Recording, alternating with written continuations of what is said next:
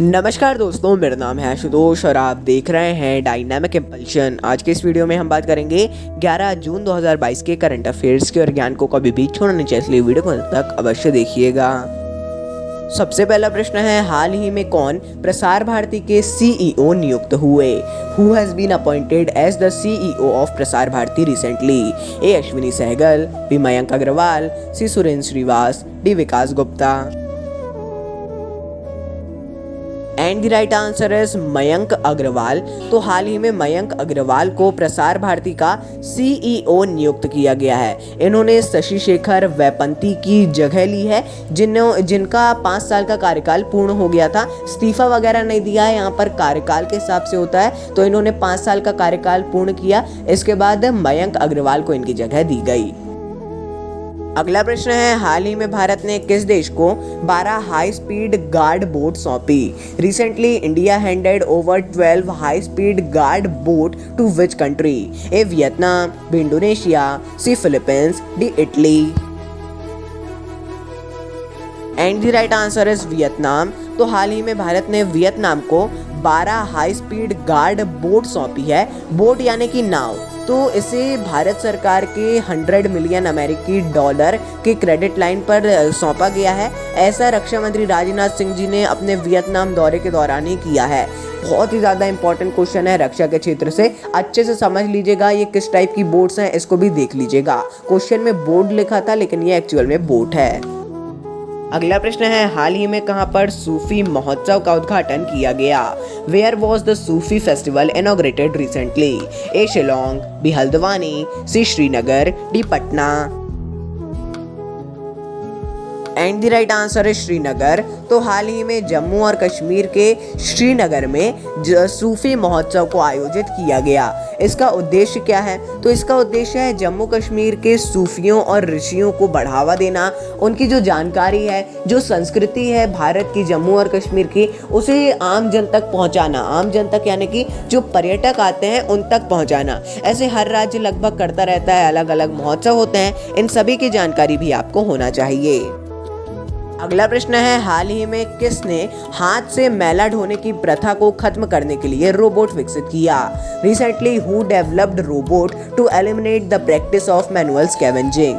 ए IIT Kanpur, B IIT Bombay, C IIT Madras, D IIT Roorkee.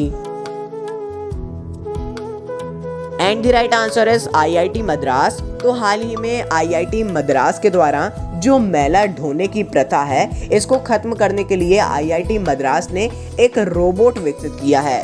ये robot मानव हस्तक्षेप के बिना सेप्टिक टैंक को साफ कर सकता है बहुत ही आसानी से, यानी कि मानव की आवश्यकता भी नहीं होगी। हाँ, इसको थोड़ा बहुत ऑपरेट वगैरह करने के लिए एक मानव हो सकता है लगे, लेकिन इसमें उस प्रकार से कि मानव को ज़्यादा कुछ कार्य नहीं करना पड़ेगा, गंदगी को हाथ भी नहीं लगाना पड़ेगा। इस टाइप से ये पूरी चीज़ होगी, जो कि एक अच्छी बात भी है।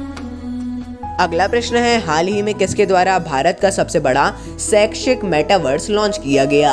India's largest educational metaverse has been recently launched by A Dharmendra Pradhan, B Mahendra Nath Pandey, C M Venkaiah Naidu, D Nitish Kumar. And the right answer is Dharmendra Pradhan. तो हाल ही में धर्मेंद्र प्रधान जी के द्वारा भारत का पहला शैक्षिक मेटावर्स लॉन्च किया गया है। इसी कार्यक्रम में उन्होंने भारत ब्लॉकचेन नेटवर्क को भी लॉन्च किया है। ये भी ऐसा भारत का पहला माना जा रहा है। आप प्लीज़ इसके बारे में देखिएगा और ज़्यादा ढूंढिएगा। मेटावर्स ये एक बहुत ही ज़्यादा हॉट टॉपिक है, मेटावर्स के बारे में अवश्य जानिएगा। अगला प्रश्न है, हाल ही में एक दिन में कितने किलोमीटर सड़क बनाने का लक्ष्य रखने की घोषणा की गई? Recently it was announced to set a target of constructing how many kilometres of roads in one day? A 75, B 60, C 52, D 15।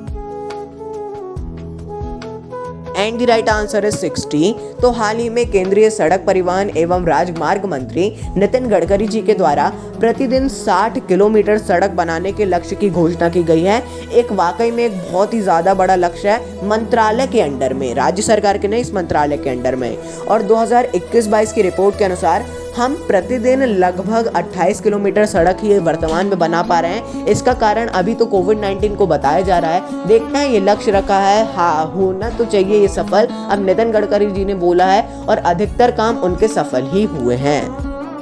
अगला प्रश्न है, इंडिया यूके सांस्कृतिक प्लेटफॉर्म का ब्रांड एम्बेसडर किसे बनाया गया? Who has been appointed as the brand ambassador of India UA cultural program? A. Arijit Singh, B. Pankaj Tripathi, C. A.R. Rahman, D. Shankar Mahadevan. And the right answer is A.R. Rahman. तो हाल ही में A.R. रहमान को भारत यूनाइटेड किंगडम सांस्कृतिक प्लेटफॉर्म का ब्रांड एम्बेसडर नियुक्त किया गया है। देखिए, इसे आज़ादी के अमृत महोत्सव के तहत ही किया जा रहा है, ये जो कल्चरल प्लेटफॉर्म है। देखिए, इसको समझिएगा, यदि सब वैसे इतना इम्पोर्टेंट नहीं है ये बस है जितना हमने बताया वो जानकारी पर्याप्त है, लेकिन देखना चाहें तो इसके बारे में और देख सकते हैं। इंडिया और यूके ने किस समझौते के अंतर्गत ऐसा किया है या इसकी और जानकारी। अंतिम प्रश्न है, हाल ही में भारत ने किस देश के साथ चीतों के सौदे को अंतिम रूप दिया? Recently India has finalized the deal with which country of cheetahs? A. Namibia, B. Dakshin Africa, C. Iran, D. Both A and B. And the right answer is both A and B, यानी कि जो ए और B option यानी Namibia और दक्षिण Africa ये दोनों ही सही हैं। तो हाल ही में नामीबिया और दक्षिण अफ्रीका से भारत ने चीतों के सौदे को अंतिम रूप दिया है, जिसके तहत दक्षिण अफ्रीका से 12 और नामीबिया से 8 चीते मंगवाए जाएंगे। मतलब टोटल में 20 चीते मतलब अभी तो लुप्त है पूरे भारत में, अब 20 मंगवाए गए हैं। इनको और ज़्यादा आगे बढ़ाना है, इनका पालन पोषण किया जाएगा भारत में, इन्हें पाला जाएगा, जो कि एक बहुत ही ज़्यादा अच्छी बात है। इन्हें मध्य प्रदेश के एक उद्यान में लाया जा रहा है, उसका नाम आपको कमेंट सेक्शन में बताना है। यदि ना बने तो प्लीज़ इंटरनेट से देख के बताइएगा ज़रूर, कमेंट में ज़रूर लिखिएगा, इससे आपको याद भी रहेगा। तो दोस्तों, ये था अंतिम प्रश्न। मिलता है अगले वीडियो में। नमस्कार। Dynamic impulsion.